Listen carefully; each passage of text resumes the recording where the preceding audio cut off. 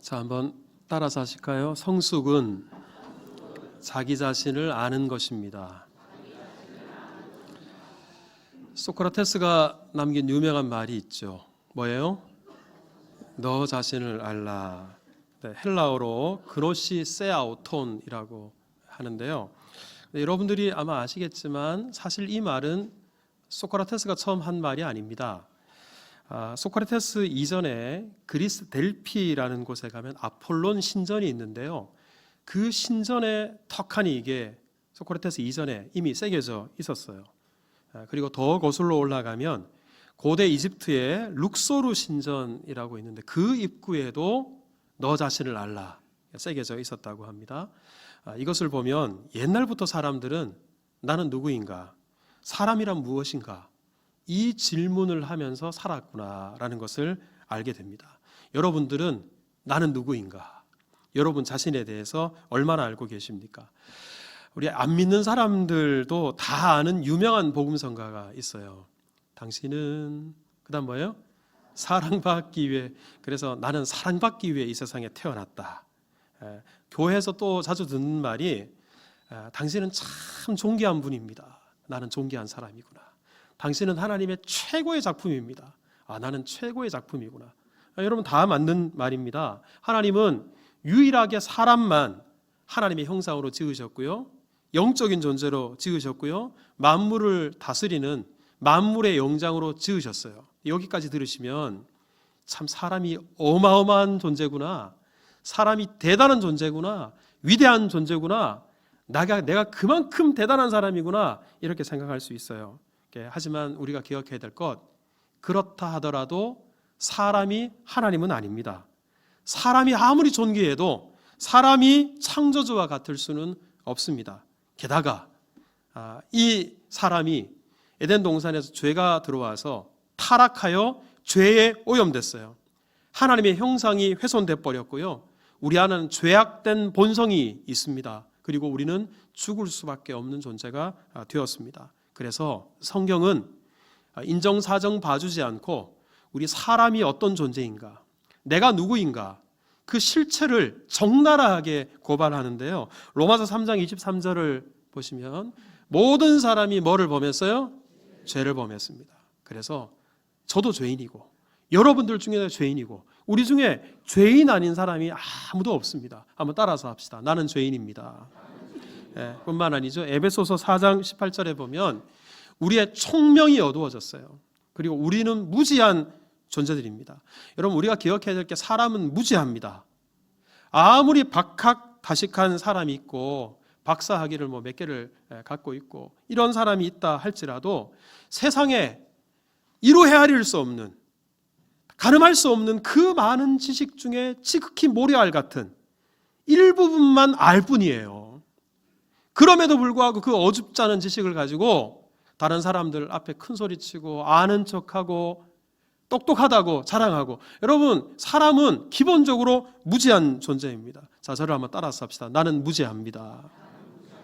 시편 39편 4절에는 이렇게 말을 해요. 여호와여 나의 종말과 연한이 언제까지인지 알게 하사. 이게 무슨 말이냐면 사람이 영원히 삽니까? 아니죠. 정말 짧은 찰나와 같이 지나가는 그런 인생을 우리가 살아갑니다. 그러니까 바꿔 말하면 우리 사람이 어떤 존재인가? 제한적인 존재이고요, 유한한 존재이고요, 잠깐 이 세상에 머물다가 떠나가야 될 그런 존재이다. 그래서 뒷부분에 보면 내가 나의 연약함을 알게 하소서.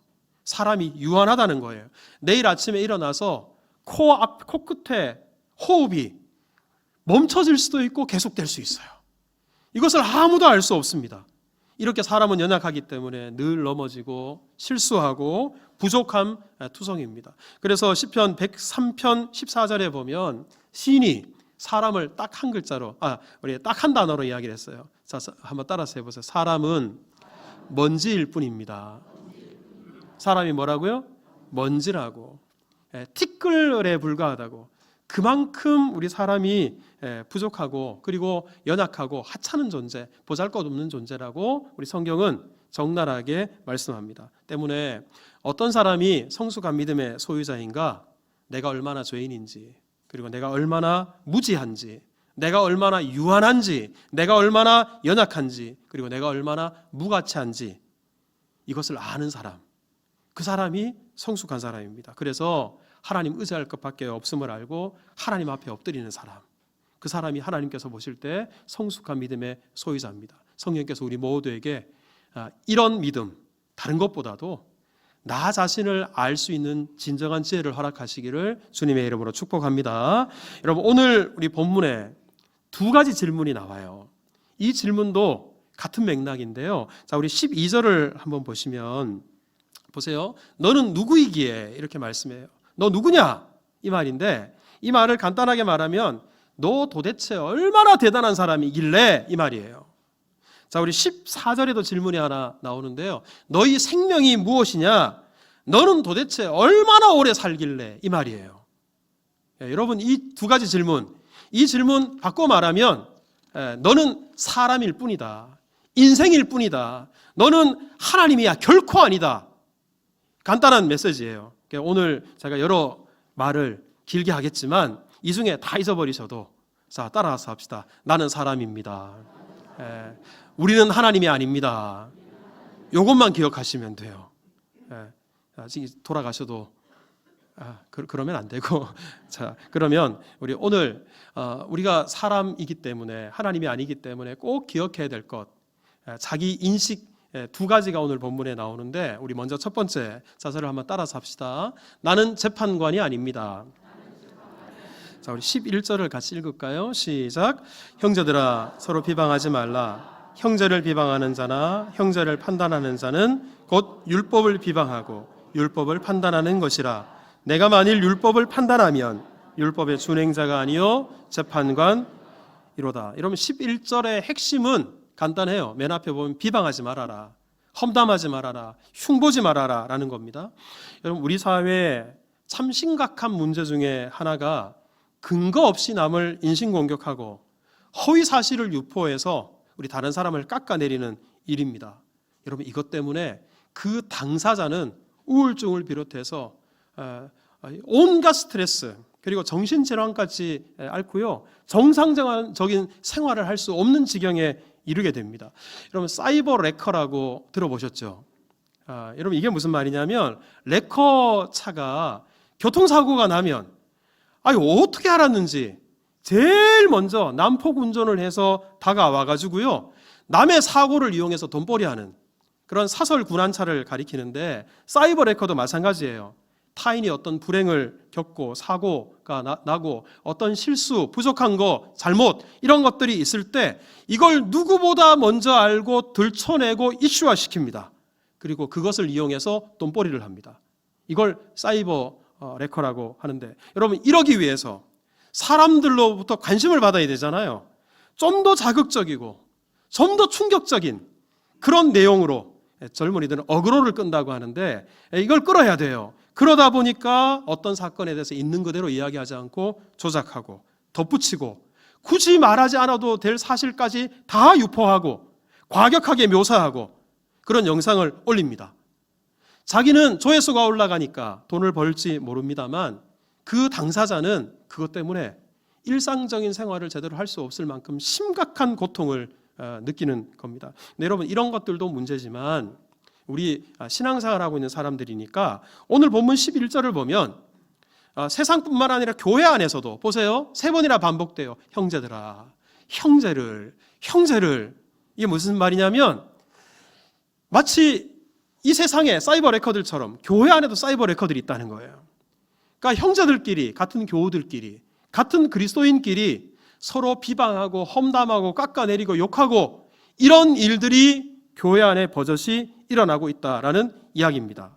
여러분, 이것은 공동체를 허무는 행위입니다. 그리고 예수 그리스도께서 핏값으로 사신 교회를 흔드는 일이고, 그리고 지체에게 심각한 상처를 남깁니다. 여러분, 우리가 기억해야 될 것이, 우리가 그리스도의 몸을 이루는 한 지체잖아요. 그런데 어느 한 지체가 우리의 비방으로 말미암아 상처를 입으면 그 상처가 그 사람에게서 끝나는 게 아니라 고스란히 나의 상처로 돌아오게 되어 있어요. 그러니까 우리 교회 안에 형제들끼리 하는 이 비방, 험담, 이게 대단히 심각한 문제라는 겁니다. 제가 이렇게 말씀을 드리면 아마 여러분들 중에는 목사님, 저는 비방과는 좀 상관없어요. 저는 비방 같은 거 안 해요. 험담 같은 거 안 해요. 이렇게 자신만만한 분들이 계실지 모르겠어요. 어떤 기관에서 20대에서 40대를 대상으로 뒷담화에 대한 설문조사를 했답니다. 놀라지 마십시오. 무려 34%가 하루에 30분 정도 뒷담화를 하고 26%는 1시간 정도를 하고 18%는 하루에 2시간을 뒷담화를 한다 그래요. 합치면 80%나 되는 사람이 누군가 만나서 나누는 대화의 상당 부분이 남 이야기인 거예요. 그러고 보면 제가 이 설교를 준비하면서 언제나 이 말씀의 거울로 저를 비춰봐야 되잖아요. 내가 참 남의 이야기를 많이 하는구나. 나는 대단히 의로운 척, 나는 안 그런 척. 참 내가 다른 사람 험담 비방하는 일을 죄의식 없이 많이 하고 사는구나. 바꿔 말하면 나는 참 미성숙한 목사구나라는 사실을 새삼 깨닫게 됩니다.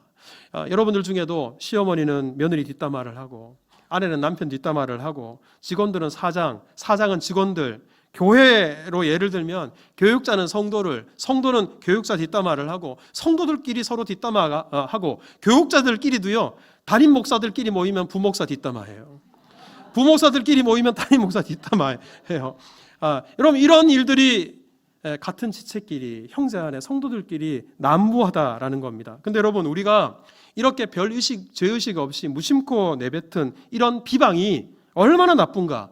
여러분, 탈무드에 이런 말이 있어요. 살인은 한 사람을 죽이지만 비방은 세 사람을 죽인다. 비방하는 당사자가 죽고요. 그리고 그 말을 듣는 사람이 죽고요. 그 비방의 대상자가 죽는다. 세 사람을 죽이는 거다. 여러분, 이 비방이 얼마나 무서운 것이면 이렇게 말했겠어요. 여러분, 성경에서도 하나님께서 율법을 주시면서 율법 안에 이 비방을 금지하는 내용을 분명히 언급하십니다. 레위기 19장 16절에 보면 너는 내 백성 중에 돌아다니며 사람을 비방하지 말아라. 여러분, 비방하는 것이 얼마나 나쁘면 하나님이 율법 안에 이렇게 명시하셨겠습니까? 더구나 이어지는 말씀을 보세요. 내 이웃의 피를 흘려 이익을 도모하지 말아라. 살인하는 거잖아요. 살인하는 것과 비방하는 것을 같은 줄에다가 연결시켜서 동일시해서 말씀하고 있습니다. 여러분, 이만큼 하나님께서는 비방하는 것, 험담하는 것, 남을 깎아내리는 것, 이것을 금기시하고 죄처럼 말씀하셨어요. 잠언 20장 19절에 보면 제가 여러 차례 인용한 구절인데, 두루 다니면서 한담하는 자는 남의 비밀을 누설하나니, 자기 이야기를 하는 게 아니라 말이 많은 사람들이 남의 이야기를 많이 하게 되어 있어요. 이렇게 남의 이야기를 많이 하는 사람을 끝부분을 보십시오. 사귀지 말아라.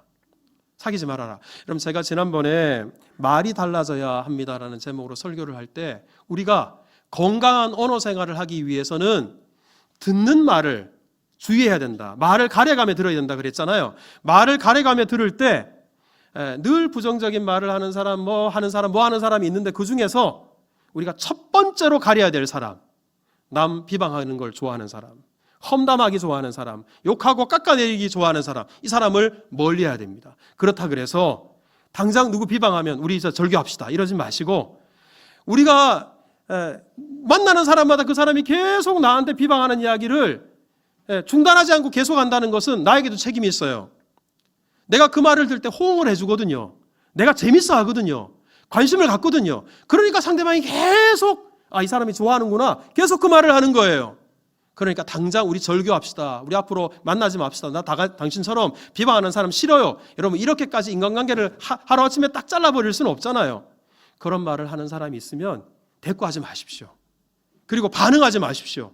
그리고 화제를 돌리십시오. 그러면 상대방도 느껴요. 재미가 없거든요. 이 사람이 비방하는 말, 이 말을 별로 좋아하지 않는구나. 그러니까 우리가 어떤 청자가 되느냐에 따라서 비방을 멈추게 하는 역할을 할 수도 있다라는 이야기입니다.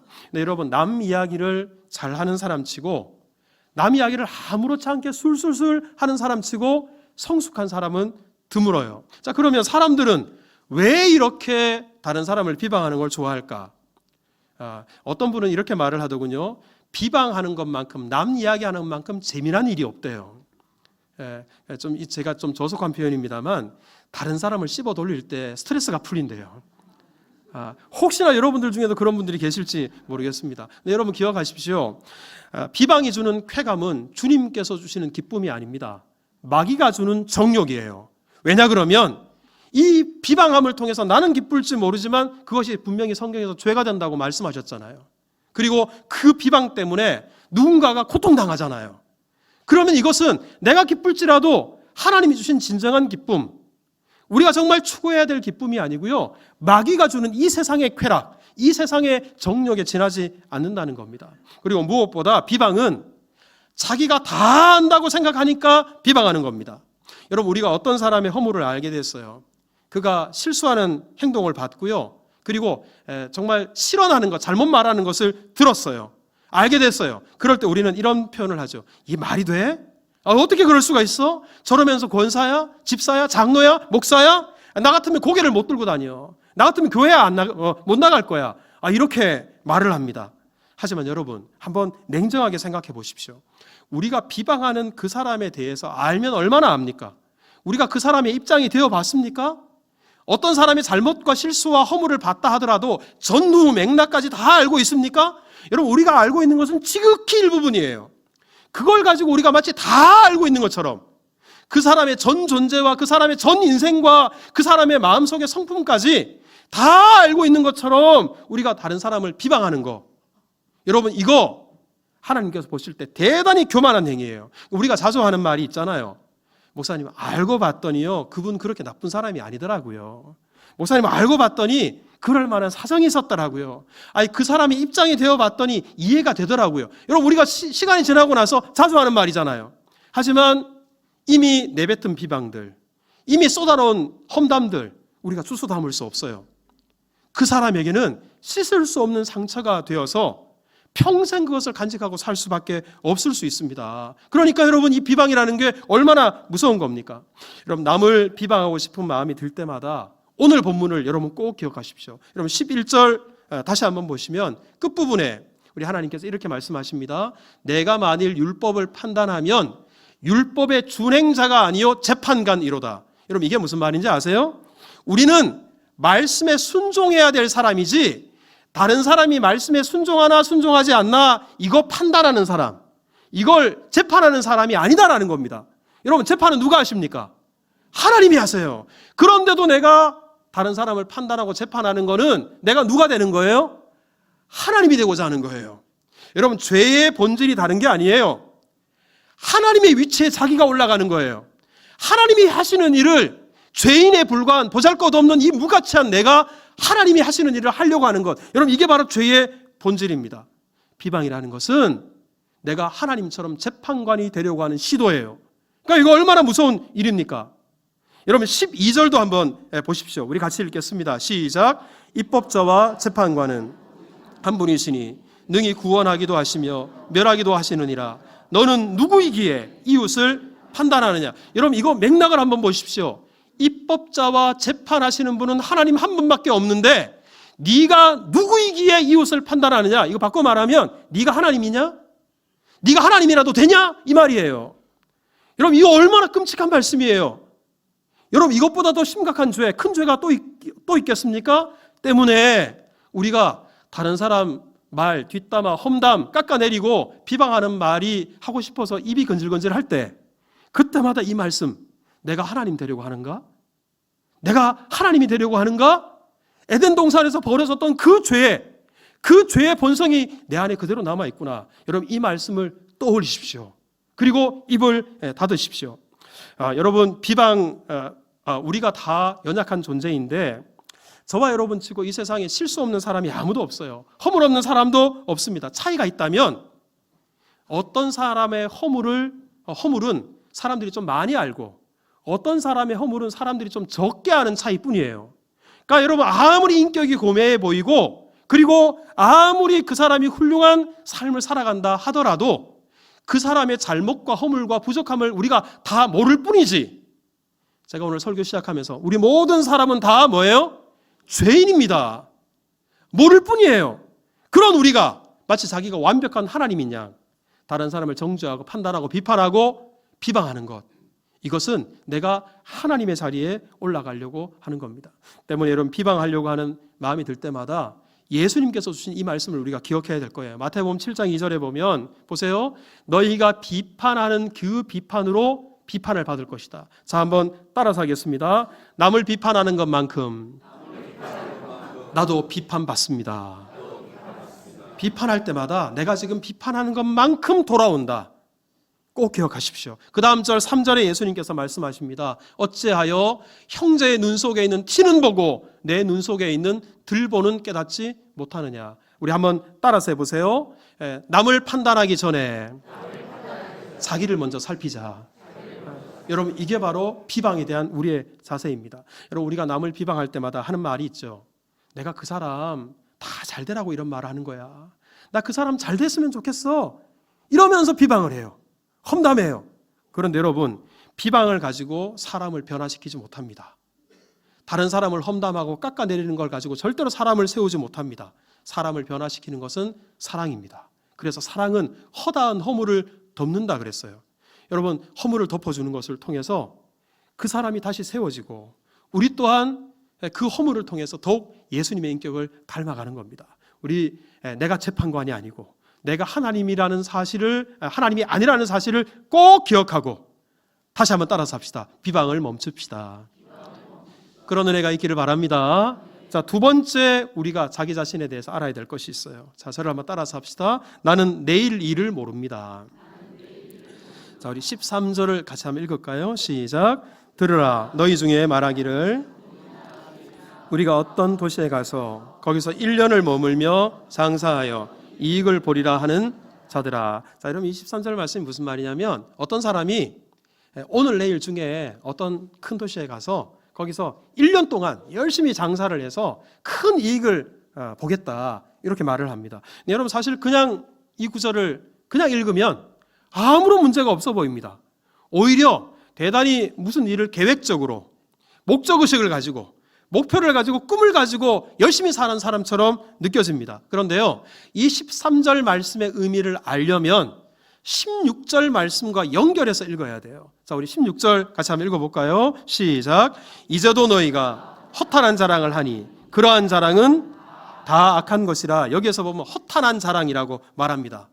그리고 이거 악한 말이라고 이야기를 합니다. 이게 무슨 말인가? 이 사람의 말은 단순히 어떤 미래에 대해서, 내일에 대해서 무슨 계획을 세우는 게 아니라 허황한 계획을 세우는 거예요.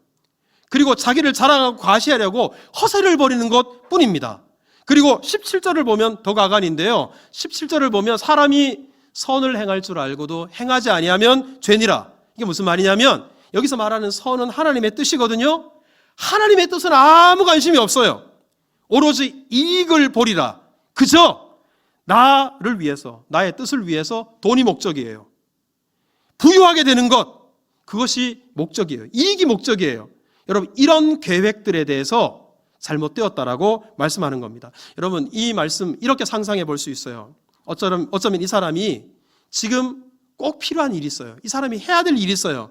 그래서 이 일 해야지 그렇게 말을 했더니 1년 동안 저 도시에 가서 사업 좀 하고 그러고 나서 내가 좀 일할게요.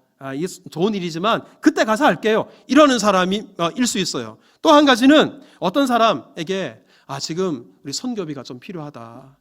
좀 가난한 이웃이 있어서 좀 도와줄 필요가 있다. 너도 좀 같이 좀 도와라. 이렇게 말을 했더니 내가 저기 도시에 가서 1년 동안 열심히 해서 돈이 좀 생기면, 여유가 좀 있으면, 좀 부유해지면 그때 가서 하겠다. 그럼 이런 말과 똑같습니다. 자, 그런데 이런 사람에 대해서 성경이 뭐라고 말하냐? 그럼 14절 같이 읽겠습니다. 시작. 내일 일을 너희가 알지 못하는도다. 너희 생명이 무엇이냐? 너희는 잠깐 보이다가 없어지는 안개니라. 여러분, 내일 일도 우리가 장담할 수 못하는데, 내일 아침에 깨어날지 깨어나지 못할지도 장담할지 못하는데 1년 후에 어떻게 알 수 있습니까? 어떻게 장담할 수 있습니까? 우리는 안개에 불과한, 잠깐 피어올랐다가 그냥 해가 뜨면 사라져버리는 안개에 불과한 그런 연약한 존재인데 마치 1년 후를 다 내다보고 있는 것처럼, 여러분, 내일 일을 알 수 있는 분, 1년 후를 알 수 있는 분 누구십니까? 하나님밖에 없어요. 우리 인생은요, 내일 일을 알지 못해요. 그래서 예수님께서도 내일 일을 위해서 염려하지 말아라. 내일 일은 그날 염려하라. 아직 닥쳐오지도 않았는데 그 문제를 가지고 전전긍긍하지 말고 오늘 하루 충실해 살고 지금 감사하며 살고 지금 해야 될 일을 하라. 이 말씀이에요. 여러분, 그러니까 혹시나 우리 가운데도 이렇게 늘 하나님의 뜻이 아니라 내 뜻을 위해서, 내 정욕을 위해서, 내 욕심을 위해서 계획을 세워요. 그리고 뭘 해야 되는 일이 있는데도 자꾸만 뒤로 미뤄요. 언제나 주머니 회개하지 못하고 이웃들에게 인색하고 하나님 앞에 인색해요. 혹시 그것이 우리의 모습은 아닌지. 제가 지난번에 말씀을 드렸습니다만 제 동기 목사님이 미국에서 목회하다가 우리 중국의 선교차 일을 하려고 잠시 한국에 있는 동생 목사님 집에 왔어요. 그날 밤에 식사 잘하고 같이 잠자리에 들었는데 아침에 기척이 없어서 동생이 노크를 해보니까 간밤에 형님이 돌아가셨어요. 여러분, 사람은 그럴듯한 계획을 세울 수 있어요. 하지만 우리 생명이라는 것이 지금 내 안에 있다고 생명의 주인이 납니까? 아니에요. 여러분, 생명의 주인은 하나님이십니다. 지금 건강하다고 이 건강의 주인이 날까요? 아니에요. 건강을 주신 분이 하나님이십니다. 지금 나에게 몇 푼의 돈이 있다고 이 주인이 나일까요? 아닙니다. 여러분, 우리 인생에 어떤 일이 닥쳐올지 몰라요. 그래서 제가 우리 젊은 친구들, 애기들, 갓난 애기들 데리고 힘겨워하는 우리 친구들 보면 제가 그래, 목사님, 빨리 좀 컸으면 좋겠어요. 목사님은 좋으시겠어요. 벌써 우리 막내가 대학도 들어가고 막 이러세요. 여러분, 이게 그만큼 늙는 거고요. 그리고 그 아이 때 그때가 얼마나 이쁘고 사랑스러울 때인데 자꾸만 10년 후에 뭘 한다 그러고 5년 후에 뭘 한다 그러고. 여러분, 지금 주어진 상황에서 감사하고 지금 하나님께서 주신 복락을 누리고 지금 나에게 기회가 있을 때 주를 위해서, 이웃을 위해서 우리가 하나님께서 허락하신 주의 뜻을 위해 선을 행할 줄 알거든 그 선을 아는 만큼 행하면서 주의 뜻을 이루며 살아가는 것, 여러분, 이게 중요한 일입니다. 여러분, 우리가 여러 가지 계획들을 다 세울 수 있어요. 하지만 우리가 언제나 겸손하게 인정해야 될 것, 계획은 우리가 세우더라도 이루시는 분은 누구세요? 하나님이십니다. 잠언 16장 1절에 마음의 경영은 사람에게 있어도 말의 응답은 누구에게로부터? 하나님께로부터. 9절에서는 이렇게 말합니다. 사람이 마음으로 자기의 길을 계획할지라도 그 걸음을 인도하시고 이루시는 분은 누구십니까? 하나님이십니다. 때문에 여러분, 우리가 계획을 세울 때도 이 계획이 나의 뜻, 나의 욕심을 위한 계획인가 아니면 하나님의 뜻, 선을 위한 계획인가를 점검해야 되고요. 그리고 아무리 그럴듯한 계획을 세우더라도 그 계획을 내가 이루는 것이 아니라 누가 이루십니까? 하나님이 이루십니다. 여러분, 내가 아니에요.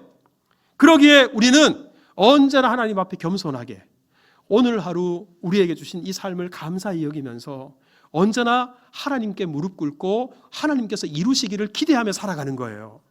여러분, 오늘 여러 가지 말씀을 주신 것처럼 보이지만 오늘 본문의 핵심은 한 가지입니다. 내 자신을 알아라. 우리는 사람일 뿐이고요. 우리는 하나님이 아니에요. 우리는 하나님이 아니에요. 그러기에 언제나 겸손하게, 지금까지 내가 다 안다고 착각하고 비방했다면 여러분, 하나님만이 판단하실 수 있습니다. 그러기에 비방을 중단하십시오. 여러분, 우리가 지금까지 내 욕심을 추구하면서 그리고 다른 사람에게 큰 소리치고 허세 부르고 10년 후에 5년 후에 자꾸만 미루고 계십니까? 지금 당장 주를 위해서 일하시고 지금 당장 이웃을 위해 일하시고 지금 당장 가족들과 함께 하나님께 주신 은혜 감사하며 하루하루를 살아가십시오. 우리 그럴 때 우리의 믿음이 조금 예수님 닮아가고 성숙을 이루게 될 것입니다. 그런 은혜가 우리 가운데 있기를 주님의 이름으로 축복합니다.